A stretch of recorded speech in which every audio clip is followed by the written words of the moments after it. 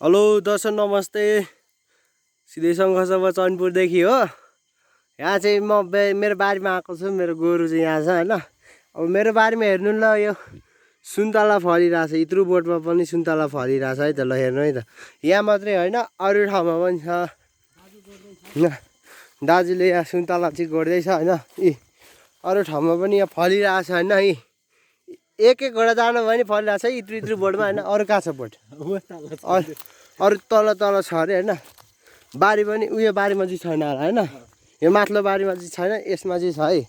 सुन्तला चाहिँ भक्कु फलिरहेछ है। सानो बोटमा पनि फलिरहेछ क्या फेरि। अब हो चमत्कार भएन यो।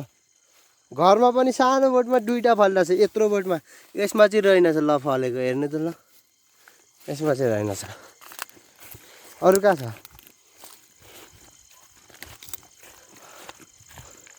अर्को यहाँनिर पनि छ भन्ने कुरा चाहिँ छ। यसमा पनि फलेन छ। दुई तिनवटामा चाहिँ फलेको छ टन्नै। यसमा फलेको छ हैन। यो हेर्नु सक्नुहुन्छ। यसमा ल्या राडी टिपिदिस् ल्या, केही हुँदैन, आफ्नै भोट हो। अर्को कहाँ छ? छैन। ल ल मैले चाहिँ मेरो हातबाट गल्ती भएर टिप्यो है त। यो बोटको चाहिँ सुन्तला यत्रो छ। यो बोटको हो, गल्ती भएर टिप्यो है साइड गाई छेर।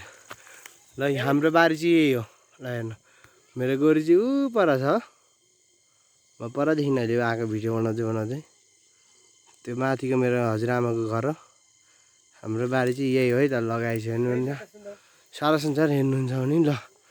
त्यो चाहिँ तराई क्षेत्र जस्तै छ। वरिपरि छन्, वरिपरि छ। उतातिर पाहाड छ, यता वरिपरि तराई क्षेत्र जस्तै छ है त। ल ल हेर्नु है त।